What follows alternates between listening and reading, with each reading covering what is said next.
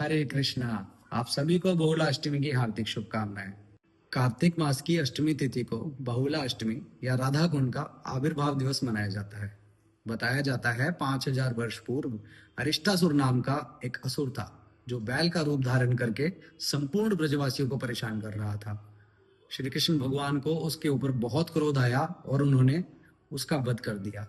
वध करने के पश्चात जब श्री कृष्ण भगवान श्रीमती राधा रानी के पास गए तो राधा रानी ने उनको बोला, क्योंकि आपने एक बैल का वध किया है, आप अपवित्र हो गए हैं, तो कृपया आप मुझसे दूर रहें और पवित्र होने के लिए अब आपको संसार की सभी पवित्र नदियों में स्नान करना होगा।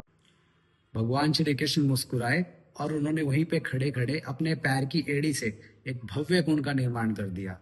तत्पश्चात उन्होंने सभी नदियों के देवी देवताओं का आवाहन किया और इस तरीके से श्याम कुंड का आविर्भाव हुआ। फिर भगवान श्री कृष्ण ने उस कुंड में स्नान किया।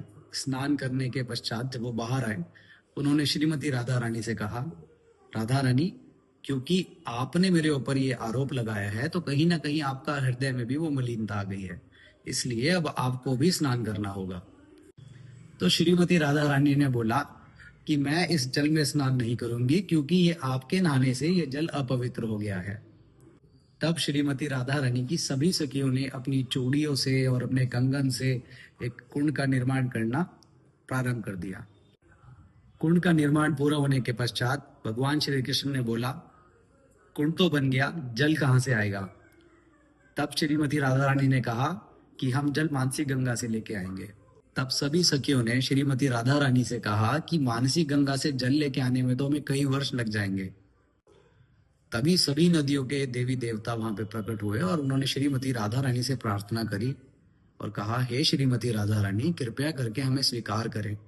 और राधा रानी का हृदय बहुत कोमल है। राधा रानी ने उनकी बात मान ली। इस तरह श्याम कुंड का जल राधा कुंड में प्रवेश कर गया और राधा कुंड का आविर्भाव हुआ। हरे कृष्णा।